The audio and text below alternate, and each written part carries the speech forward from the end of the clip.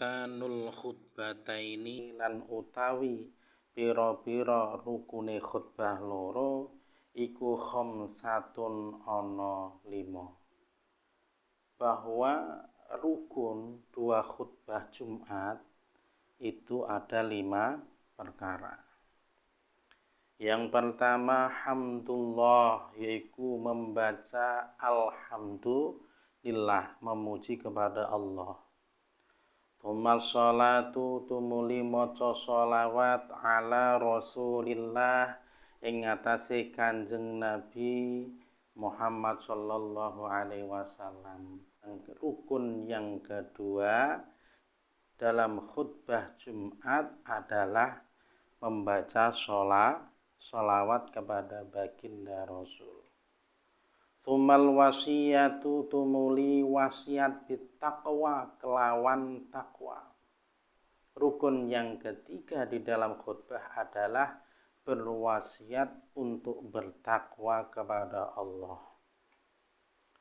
Kemudian yang keempat adalah wa qiraatu ayatin fi ihdahuma, yaitu membaca ayat Al-Qur'an di dalam salah satu kedua khutbah tersebut. Ini yang harus diperhatikan.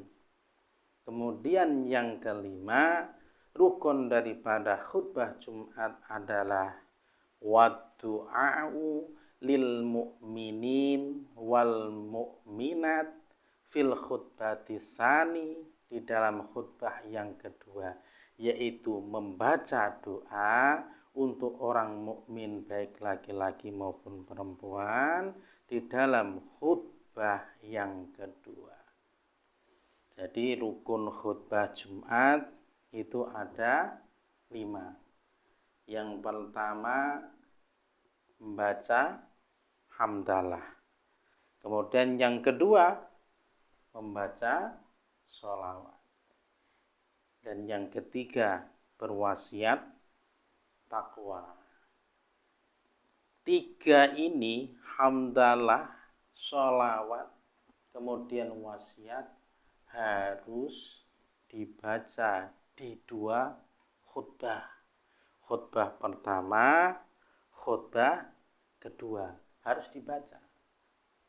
Kalau enggak dibaca salah satunya, seumpama membaca hamdalah, alhamdulillah, sholawat, tapi tidak membaca wasiat dari salah satu khutbah tersebut, maka khutbah tersebut tidak sah.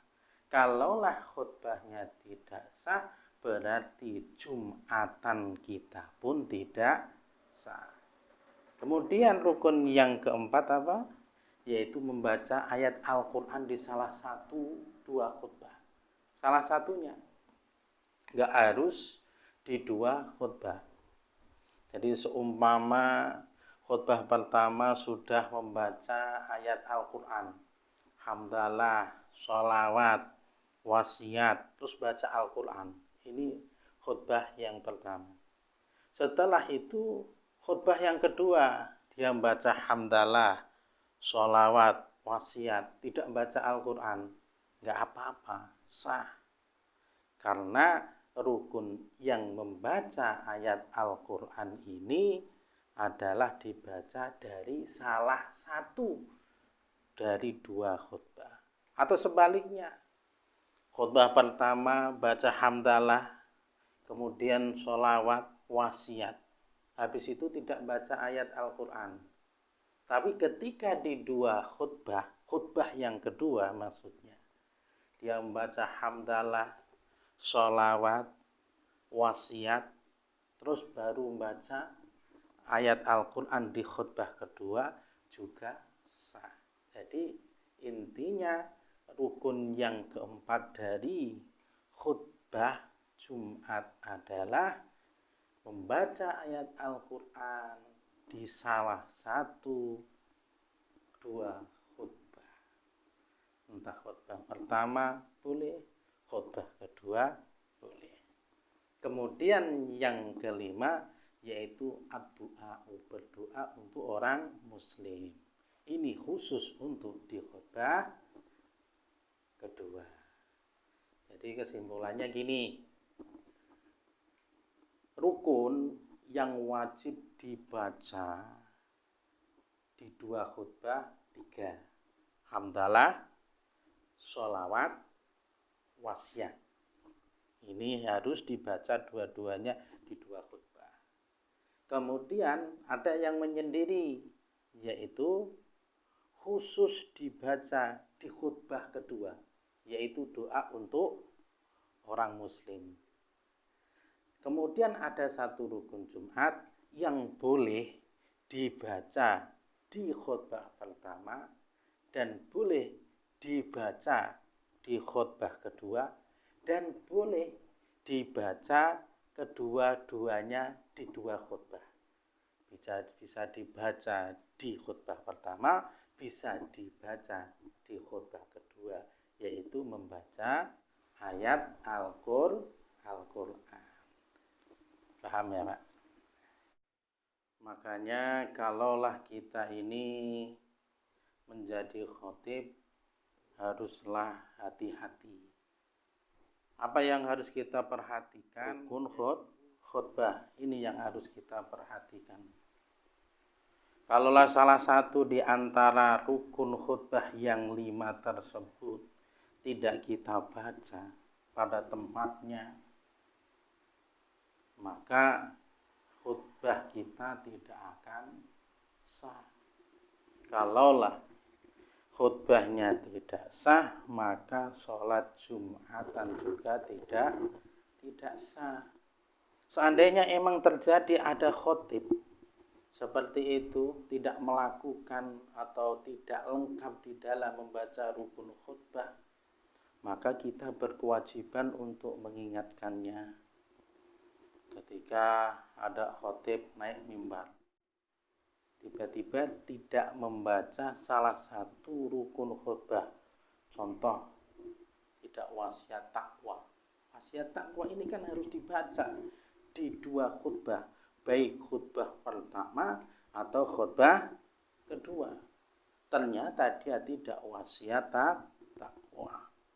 Ketika baca hamdalah sudah, sholawat sudah, kemudian dia tidak baca takwa. Baca Al-Quran, baca ayat Al-Quran, tapi tidak wasiat takwa. Intinya salah satu tidak dibaca, maka kita harus mengingatkannya. Setelah khatib selesai turun dari mimbar, kita tunjukkan kesalahannya, bahwa kita bisikin, gak usah keras-keras pakai speaker. Khatib, mohon maaf umpamanya. Tadi rukunnya kurang 1. Apa yang harus khatib lakukan? Maka khatib setelah dikasih tahu kalau emang dia ngerti ilmunya, maka dia akan naik ke mimbar lagi. Terus kemudian membaca rukunnya, yaitu rukun khutbah secara lengkap, selesai. Tapi seandainya khatibnya ini tidak mau, bahkan ia malu untuk naik ke mimbar lagi, maka kita yang tahu, yaitu termasuk takmir atau pengurus masjid yang tahu hukum, dia menggantikan khatib naik ke atas mimbar, kemudian ia membaca rukun khutbah secara lengkap, duduk di antara 2 khutbah, kemudian baca rukun khutbah yang kedua secara lengkap. Enggak lama, cukup 10 menit udah selesai. Maka inilah kita harus tahu bahwa rukun khutbah yang mana bisa mengesahkan Jumatan kita harus perhatikan dengan sebaik-baiknya. Makanya khatib juga harus ngerti hukum, bukan hanya bisa ceramah. Khutbah itu beda dengan ceramah. Kalau ceramah bebas, kalau khutbah itu ada rukun yang harus dibaca. Ketika salah satu rukun tersebut tidak dibaca, maka tidak sah khutbah kita. Jika tidak sah khutbah kita, maka tidak sah sholat Jumat kita. Kadang pandai ceramah tapi tak ngerti hukum daripada rukunnya khutbah, ya jangan diangkat menjadi khotib. Orang banyak pandai bicara tapi belum tentu tahu ilmunya. Ini yang harus kita perhatikan. Cuman sedikit 5 rukun daripada khutbah, tapi banyak dan tidak sedikit orang yang melalaikan bagi orang yang tidak tahu ilmunya. Maka harus kita perhatikan dengan benar-benar supaya Jumatan kita ini tidak sia-sia.